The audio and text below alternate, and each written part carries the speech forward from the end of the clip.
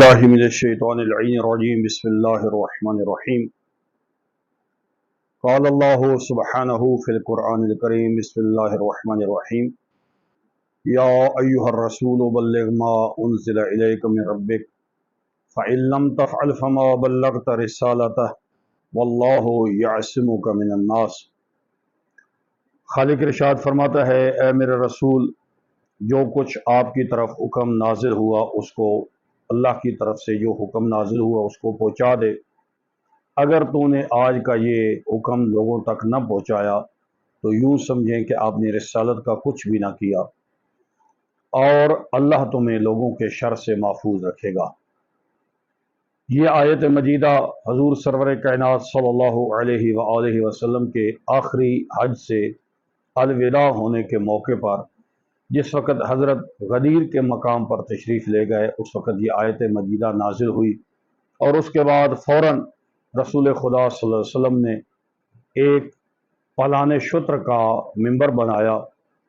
اور وہاں پر حضرت نے کھڑے ہو کر اپنے بھائی امیر المومنین علی ابن ابی طالب کی ولایت و امامت کا اعلان فرمایا۔ وہاں پر یہ آیت مجیدہ نازل ہوئی، الیوم اکملت لکم دینکم واتممت علیکم نعمتی ورضیت لکم الاسلام دینا، کہ اے رسول، آج کے دن تمہارا دین بھی ہم نے مکمل کر دیا ہے اور تمہارے اوپر نعمت بھی ہم نے تمام کر دی ہے۔ تو یہ ساری آیات مجیدہ بیان فرماتی ہیں کہ غدیر کے اعلان کی کتنی اہمیت ہے۔ اللہ کے نبی کو حکم ہو رہا ہے کہ اگر تو نے یہ کام نہ کیا تو گویا کہ رسالت کا کچھ بھی نہ کیا، اور جب اعلان فرما دیا تو اللہ نے فرمایا کہ آج کے دن دین مکمل ہو گیا۔ اس کا مطلب ہے کہ رسول اگر یہ اعلان نہ فرمائے تو ان کا یعنی رسالت کا کچھ بچتا ہی نہیں ہے، کیونکہ اسی نسل امامت نے آگے رسالت کی حفاظت کرنا تھی۔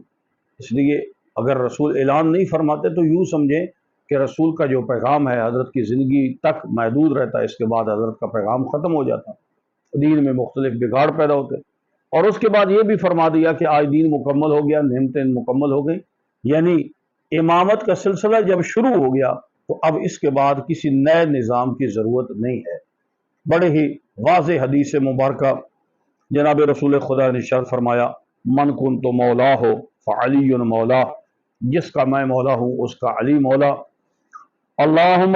والے من والا ہو، اے اللہ جو علی سے محبت کرے تو اس سے بھی محبت کر، وعاد من آدا ہو، اور جو علی سے بغض رکھے تو اس کے ساتھ دشمنی رکھ،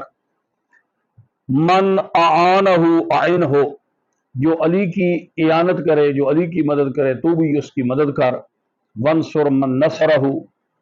جو علی کی مدد کرے اس کی مدد کر، واخذل من خذلہ، جو علی کو چھوڑ دے اس کو تو چھوڑ دے،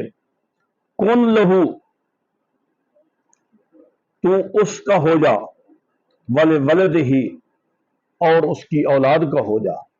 یعنی اے اللہ تو ہی والی ہے، تو ہی وارث ہو علی اور اولاد علی کا، وخلف فیہم بخیر، اے اللہ علی کی اولاد میں تو خیر عطا فرما، وبارک لہم فیما تعطیہم، اور جتنی نعمتیں تو ان کو عطا فرمائے ان میں مزید برکت عنایت فرما، وأیدہم بروح القدس، علی اور اولاد علی کی تائید فرما روح القدس کے ساتھ، وَحْفَظْهُمْ حَيْثُ تَوَجَّهُ مِنَ الْأَرْضِ، اور جہاں بھی وہ زمین میں جائے اے اللہ ان کی حفاظت فرما، وَجَعَلِ الْإِمَامَةَ فِيهِمْ، اے اللہ امامت کو نسل علی میں قرار دینا۔ یہ سب سے ایک بہت بڑا اہم نقطہ ہے۔ امامت کا سلسلہ علی اور اولاد علی میں اللہ تعالیٰ نے جاری فرمایا، اس کے علاوہ کوئی اور امام نہیں ہے۔ تو بہرحال یہ پیغام غدیر ہے کہ جو علی کو چھوڑ جاتا ہے اس کا نہ دین رہتا ہے، نہ اس کا ایمان رہتا ہے، نہ اس کے توحید قبول ہے، نہ اس کی رسالت کا عقیدہ قبول ہے۔ کیوں؟ حقیقی توحید، حقیقی رسالت، یہ سارے پیغامات ملتے ہی رسول اللہ کے بعد علی اور علی کے دروازے، اولاد علی کے دروازے سے ہے۔ جب ان کا دامن اپنے ہاتھوں میں نہیں رکھا جائے گا تو پھر نہ انسان حقیقی طور پر توحید کی معرفت حاصل کر سکتا ہے، نہ نبوت کی معرفت حاصل کر سکتا ہے۔